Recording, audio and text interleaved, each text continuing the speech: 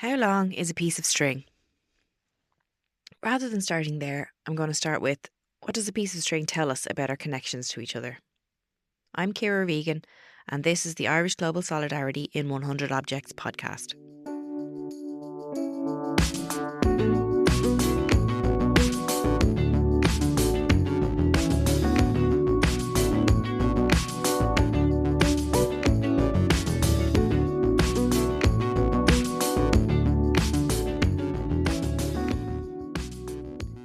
For this episode, I had my first in-person chat with Lizzie Noon, Education Officer for Worldwide Global Schools.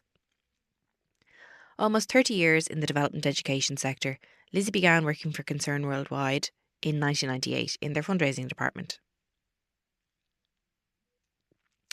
From a young age, Lizzie said she always had a strong sense of injustice, with her remembering back to when she was 11 years old watching a documentary about death row inmates. She knew early on that she would like to have a career working in non-profit organisations. After she began working for Concern, it didn't take her long to move from the fundraising team to the active global citizenship unit as she began to question the need to understand the issues alongside fundraising and working to create change as well. When we initially put the call out for submissions for the exhibition, Lizzie suggested including a ball of string, which is her go-to tool as an entry point to the issues. We explored a bit about why she liked using the ball of string and how it is representative of so much about the world we live in. There's a lot to be said for putting technology aside sometimes and going analogue. We also chatted about the importance of creating safe spaces for conversations, particularly when discussing potentially controversial or tricky issues. We spoke about the role of development education or global citizenship education in relation to Israel's current aggression on Gaza, which, despite Lizzie and I chatting a few months back, is still occurring and unfolding before our eyes through social media. We touch on the importance of solidarity and being actively anti-war, and the importance of advocating for peace. It's at times like this these conversations are even more important, and I say that as much as a reminder to myself as to you, the listener. We must use the language of human rights and ensure that this language is applied to everyone. There's so much commentary around whether you believe in human rights or you don't. But the reality is human rights exist whether or not you believe in them. They are for all of us or they are for none of us. If they're being eroded or denied for some of us, then they're being eroded and denied for all of us. We must ensure that this set of collectively adopted rights are granted to every person in the world. We must not tire and we must not lose hope.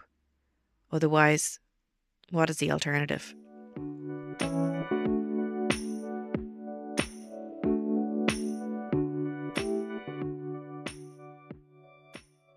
Lizzie Noon, thanks for being here today. Our first podcast in person.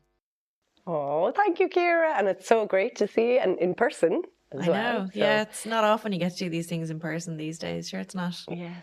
Everything is on Zoom.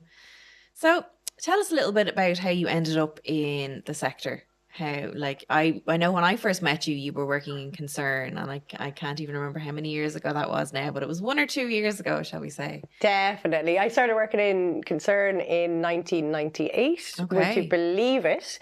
And I started working there knowing that it was a place I really wanted to work, and I knew the minute I arrived in the door that I wanted to work in a sector that was not for profit. Okay. But it took me a long time to get to that point. I've always felt a sense of unfairness from the famine in Ethiopia in 1984, the death row. I remember watching a documentary when I was aged 11 about death row and feeling intense. That sense of unfairness in the world, but I never knew where I could channel it. Okay. And when I arrived in Concern, one of my first jobs was actually fundraising in schools. So I had to go out to schools and encourage them to fundraise. But within a couple of months, I realised there is no point in doing fundraising without looking at why things are happening in the world. So I moved from fundraising very quickly into the development education space, working for Concern Debates and working with Michael Durley on active citizenship really in schools. And yeah, so the rest is history. And 10 years ago, I joined Worldwide Global Schools. That's 10 years ago. Yeah. Wow. So, which is a program for embedding development education, or we call it global citizenship education now, in secondary schools in Ireland. So we do that through a series of teacher training and resources and funding. And it's a really nice space to be in because we don't have a remit from any particular organisation. It's offering the best we can for teachers and students within schools. So that means we're, promoting resources, or, encouraging them to use resources from 80/20 and developmenteducation.ie and Financial Justice Ireland and Galway One World Centre. So it's about how we can best give them the capacity to be able to deliver. We're very conscious of it not being an add-on for teachers. So we work very hard to really make curriculum links. So we have subject-specific guides for teachers. So it's not like, they're still, I suppose, reaching those curriculum goals and preparing students well for exams without it feeling like, it's extra work for them. Absolutely, yeah. And back in, I think it was 2019, when we first put out the call for the exhibition for people to submit objects, you submitted a ball of string. Do you want to tell us a bit about that and why you submitted it? So the ball of string, so in my journey of becoming an educator, I actually still am uncomfortable about that because I'm a winger, really, in life. So one of the first methodologies I learnt about was using a ball of string to connect people with, and whether that's introducing people standing in a circle and they don't know each other and they're saying something simple like their name and their hobby, and they're throwing a ball of string to a person over the other side of the room that they don't know, and then you end up in a web of connectivity. Holding on to something that's very tactile as well, and you can feel tension. Sometimes the string breaks and it causes hilarious moments because they, particularly I think working with younger people, they think this is something has gone terribly wrong because the string is broken. So I guess it is always something that I kind of gravitated towards. When we're giving advice to teachers, we always say, find a few methodologies that work well for you and you're comfortable using, and repeat. Because if it works one time, it's going to work again. So I always have a ball of string.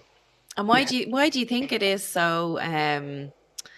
usable isn't the word, but like it's very practical and but also very basic and simple, but it serves quite a big purpose. Like, why do you think it works so well? It's the tactile thing, being able to touch it, feel the tension again.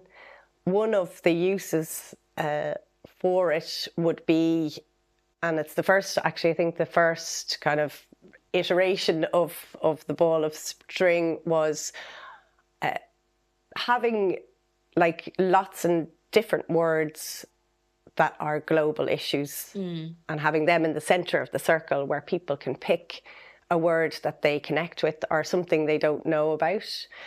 And all of those words then are in the circle, and we find connections with those words, and whether that's like child labour or tax justice, and we find what those connections are, even if we don't really know what they mean as yet.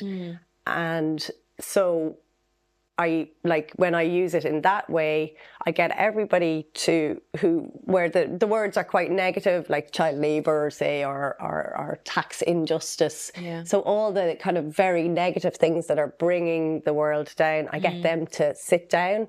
And then the people who are still standing up, it could be quality education, it could be a better system, a better economic system, it could be well-being, and they stay up. So that that tension is created between what's bringing the world down and what's holding the world up.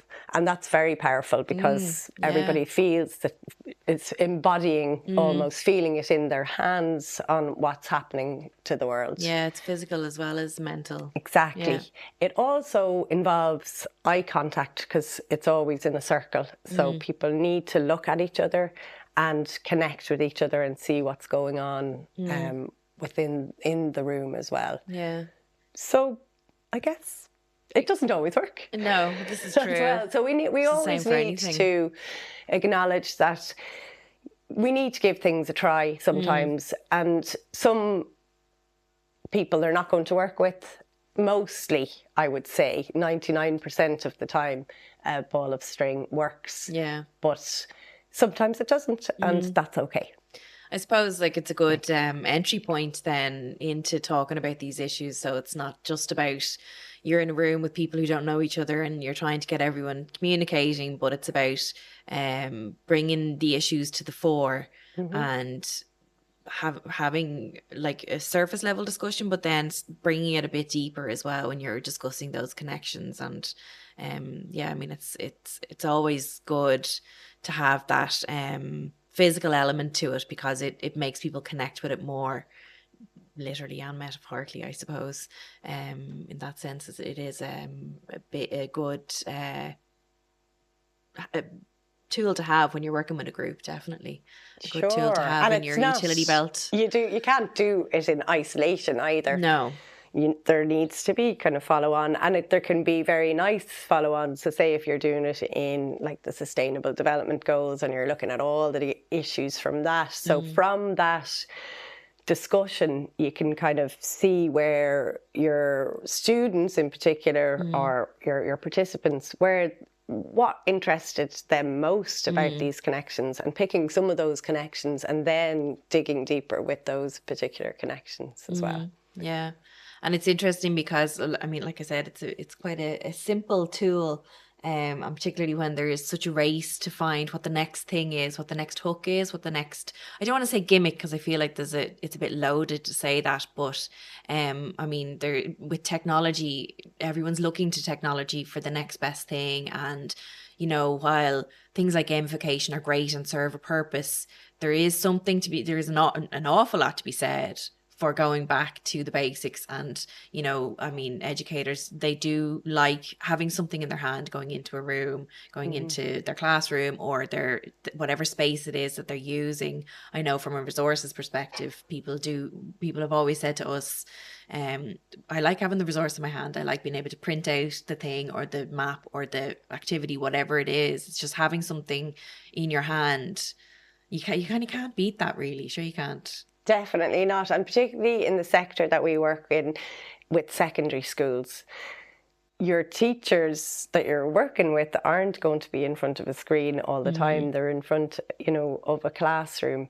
So I was reflecting on this. I was in a school in Beach Hill College, I'll give them a shout out in Monaghan, who really, you know, embraced global citizenship education. And I was speaking to their whole staff. And the teacher who was looking after me, Patrick Kieran, said, "Oh, I'm so sorry. I'm not really technically minded." We were kind of setting up for a PowerPoint presentation. And I said, "Please." So you get apologies from everybody about not being technically minded. So it led us to a conversation about kind of going, you know, keeping with the basics and that's okay. If I reflect on my own kind of learning journey, which is still happening, the things I remember most are the experiential learning. Yeah, absolutely. Doing a course in Kimmage, an introduction to development education, and we had this mapping project where we went out to the communities and we mapped what was happening in the community and using the ball of string. It was a version of the biscuit game, as we always use, that I did at a conference in France. And we were really, really hungry. We were ready for our dinner. We were invited in for our dinner space. And it was a recreation, or a bigger recreation of the biscuit game, where some of us had half a meal between 10 of us, and one table had mountains of food, and we experienced something around how unfair the world is. And if you can bring that to a classroom or to any group, that's what they're going to remember. So going back to things not working, even if you don't feel like something worked like a piece of string that day, your participants are going to remember that, and they'll know, okay, what was that piece of string about? Yeah. They're not going to remember maybe a PowerPoint presentation. Some will. Yeah, well, it's something that they're familiar with and they're looking at, not necessarily every day, but it's something that they're engaging with every day is like something up on a screen or something up on a board or whatever. Yeah. So just the physical nature of it. So they're going to remember the experiential learning rather than the screen. True. Absolutely. Another, which also involved a piece of string. Okay. But it was a bigger rope, and it was done with a creative facilitation. It's transformative facilitation. Okay. So it used to rerun out of Kimmage. They're amazing. Yeah. So Frank did an exercise explaining Freire. So explaining what Paulo Freire was thinking. Okay. And he put 2 ropes on the floor. Okay. In a cross formation. In a cross formation. Okay. In the left-hand top corner was powerful and accepting. On the top right-hand corner was powerful and rejecting. And then powerless and powerless accepting was in the left-hand bottom corner. And on the right-hand was powerless and rejecting. And it was an explanation of where Paulo Freire was trying to get people as regards education. So most of us in the West are in this powerful and accepting space. Okay. And how do we move people to, well, certainly in Ireland and Europe and America, how do we move people towards being in a powerful position to rejecting the current system? And how do we move those that are powerless and accepting towards a powerless and rejecting, and how we move together to that quadrant where we're rejecting and where we're powerful. Yeah. And that I think it must have been about 10 years ago when I did that activity, and it's still stuck in my head. And what about it that made it so kind of stand out for you? Because we were moving. And because it was, I think, based on kind of stepping over a rope, or we had to do something physically to look at the different spaces. And also the simplicity of it. And I think when we're going back to the work I'm doing now with teachers and really making development education, whatever we want to call it now, accessible, we need to keep it as simple as possible. And really, one thing I've noticed from working with secondary school teachers over the last 25 years is they still feel they want to be experts in the area that they're teaching. And they want to be very sure. And I think that is absolutely brilliant. But if we look at how we teach and the methodologies and experiential learning that that's so important to our sector of development education. It is really about facilitating the space and not being the expert and taking a step back. Not necessarily leading from the front, I suppose. Yeah. So with a piece of string and some good kind of inquiry questions, we're laughing, really. And that's where we really want. And that's where all the interesting conversations happen as well. Is like you say, when you're using inquiring questions or just giving space for people to have conversations. That's where the really interesting conversations happen. Definitely. Yeah. And you would hope some kind of critical thinking and changing of mindsets as well. That would come out of that. Yeah. Yeah. And it's okay if you have, say, if you're making a connection between peace and justice and hunger, say, and if you say the wrong thing, what of? It's also creating that safe space of we're not experts on any of these issues, but it's okay to voice our opinion on them.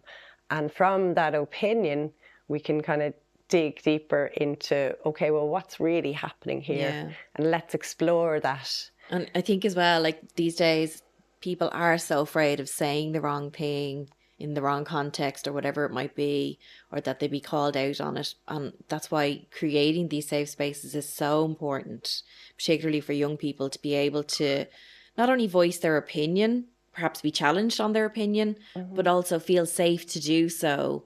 And yeah, just have that safe space to work through their thoughts, I suppose, is what I'm trying to say, in a collective manner with their peers in a group, and not be afraid of, I hate the phrase being cancelled, but that's the phrase that people tag on to these conversations is, I can't say that, or you can't say anything anymore, you'll be cancelled or whatever. And just having those safe spaces for people is so important, I think. Okay, if you say something or controversial, it's not to discipline that person. Let's talk about that. Let's use that maybe controversial statement. Let's unpack it. Yeah. And I think sometimes the space, like moving towards a better world, as regards tackling racism, as regards tackling inequality, has got to a space where it's based on the words that we say rather than the actions that we do. And we get so caught up in terminology and words around it that we forget, actually, are we tackling a system or a structure around it? Yeah. No, we're not. We're tackling the words. We can't be chatting here today without acknowledging the current context that we're all living through on the sidelines, essentially. I mean, we're recording today on Friday the 17th of November, and it's a month and a week and a few days into the current situation in Palestine, and we can't not acknowledge that today, especially in the sector that we work in. And one of the questions I wanted to ask you is, why is it important to do the work that we do in this context when it might feel like it's a bit futile? Why do you think it's important to keep doing what we do? Can I start with the story? Start with a story. It's the best place to start. So, the march a couple of weeks ago, when we marched to the US Embassy and the Israeli Embassy, and the trains home were off that weekend. And myself and my friend, Mags, who had just recovered from cancer, it was a big deal for her to walk all that way. Good on So her. we got a taxi back to Whitehall, and we got into the taxi. There's a big stereotype about Dublin taxi drivers not necessarily being in the same space as us in our development education sector. But we got into the taxi and he was so embracing, and, you know, I'm standing there with you on this march. Okay, wow, yeah.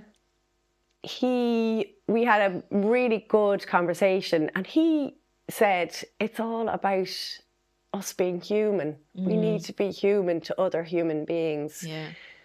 So this is back to what I was saying about the words. He said, when I was younger, during the Vietnam War, my mum took in boat people for the year. Yeah. So that boat people now seems like it's a really derogatory term. But the actions he said boat people, but the actions behind that were that his family took another family in And this for was in 2 Dublin? years. In Dublin. Wow. Yes. So he said it's all back to us being mindful of other human beings. So that story for me of meeting a person who we sometimes have a natural stereotype about. Also, he used terminology that if you were any way too sensitive to language, you would call them out on it. Yeah. But if we listen to what people are saying, we realise, you know, they have a sense of unfairness and a sense of being a human being. And that's why we do it. I've never been, so I'm not hugely patriotic. I love Ireland, but I've never been so proud to be Irish at this very, very moment on how we are standing in solidarity with Palestine. And if that is what we are trying to achieve with development education, is that standing in solidarity with other people. So yes, it's very, very important for our work to be able to explore that. Instantly, we go with our emotions. Yeah. So I think it's another thing that's important about our work is critical thinking and questioning. I don't mean to use that jargon. Yeah. But my instant reaction is obviously very emotive. And that's what people's reaction is. But we do need to kind of make sure that we know the facts as well, and know and research both sides as well at all times as well. And, you know, find out. And rather than being on anybody's side, we need to advocate for peace. Yeah. If we talk to our great colleague Joe Murray in AFRI, it is also about being actively anti-war. Yeah. It's not enough sometimes to be just for peace. You need to be actively anti-war. And that will mean like looking properly about the amount of funding, the amount of geopolitical energy we put into militarization. Yeah. And it's about, and I'm almost going back to the stuff that you said at the very start when we started chatting of moving from it's literal and also metaphorical, but moving from fundraising to the active citizenship unit in concern. It's that concept of moving from charity to solidarity and the space that's in between. And it reminds me of a quote from Ijoma Oluo, African American feminist writer. She has a great quote, and now I'm paraphrasing, so I'm probably butchering her beautiful words, but it's something along the lines of, we need to look at where our privilege is intersecting with somebody else's oppression, and that's where the really interesting work can happen. And I think that's such a good quote to kind of represent the work that we do. And it's about acknowledging that we don't necessarily have the same barriers that other people might have. It's about a lack of barriers. And what are we going to do in those spaces where we have more freedom, I suppose, than others? And are we going to take a stand? I find myself nearly every day thinking about this. I mean, we're all plugged into these horrendous images that we're seeing on social media, on the news, wherever it might be that you're interacting with these things. And I do find myself questioning sometimes, what's the point? And it's like, well, what's the alternative as well? If we're not doing this, what are we doing? It's going back to the rope, like the just having two ropes, and we do have a position of power. And it's whether we have power and accept, or we have power and reject, and we need to try our hardest. I always explain to teachers and to young people that it's a very long road if we want to make change in the world, and we need to be as patient as possible. But we all know the amazing quotes around apathy. Yeah. So apathy is almost worse. So if we stay apathetic, and if we don't shout louder, who's going to know exactly that we're not happy with this present system? And that was one thing that I was we went to the protest on Saturday last week and brought my kids, 8 and 5 year olds, And I explained to them in an appropriate manner what was happening and why we were going to the march. And I was saying to them, like, it's important that we say, not in our name, this isn't happening in our name, and we disagree with what's happening. And if an 8 and a 5-year-old can understand that, anyone can, like, really. But I remember probably being their age and going to anti-apartheid protests with my own dad in Dublin, and wearing, it was actually a Troker t-shirt saying I'm against apartheid. I remember wearing it, and I remember, walking down Grafton Street afterwards, and there was a young fella, and he was like, your t-shirt, I'm against apartheid. He was like, hey, me too. And I was like really proud of myself, not even fully understanding what the word apartheid meant, but I knew it was wrong. Obviously, because of my dad, I would have been aware of there being some sort of injustice, or the feeling of there being an injustice and needing to do something about that. And I really hope that my kids are going to be able to hold on to that concept, whether they understand what's happening in Palestine or not. I mean, they don't. But like my son, one of his best friends is from Ukraine and came here with his mum as a refugee. And so he does understand a bit of what's happening in Ukraine. So I think that kind of gives him a bit of an understanding, because he understands it through his friend's eyes. Like, he knows that his friend left everything behind, his home, his grandmother, all of that, to come here. But now he's just one of the lads. It's an understanding from an 8-year-old's perspective of it, because he's heard it from an 8-year-old, and it's that kind of having those spaces for kids to learn is so important to shape how they're going to exist in the world. And that's the kind of hope that I hold on to as well. And it was funny, actually, one of my cousins emailed me last night saying she's struggling talking to her 10-year-old about what's happening. And she was asking me if I had any tips, and I was just saying, like, you just need to be as honest as you can, and know that it's okay to not have the answers, because sometimes there aren't any answers. That sense of unfairness that you spoke about and that you experienced, and I truly believe as humans we all have that, and we know when something is unfair. We all have that. So it is about where that can take you. As adults, we do the head tilt and feel sorry for people instead of, we have sympathy instead of empathy.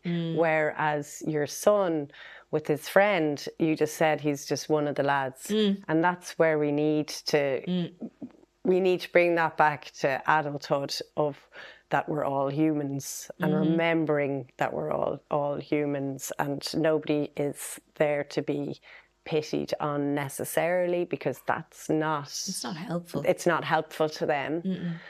So I'm remembering, Ciara, one of the first memories of meeting you in 2003. God, you remember the year? Fair play to you, Jane. 2003, when we were at the anti-Iraq war. I'd brought my face paints, and I think it might have been an anti-Iraq little sign that we were painting on each other's faces in 2003. Explaining, I suppose, action to teachers. We always kind of say, it's not always about chaining yourself to the doll either. And it's the marching, which is really important. It's the contacting of your TDs, really, really important. It's having that conversation with people, and with TDs, and with ministers, and with companies, but I think just realising how our world is structured. Business is booming for people who are reconstructing Ukraine, and business is booming. There's huge investment to support the bombing of Gaza, but at the same time there's a few humanitarian initiatives going in at the same time. So why are we doing both? It brings it back neatly to the ball of string, the connectedness of it all. At one end of the string is the people who are being bombed, and at the other end is the people making the profit. And everyone else is in between. And just, I think, with one thing that we can change, and that we have the power to change, is we live in a society and a system that's very based on individuals. And bringing our sense of a collective society back can be easily done.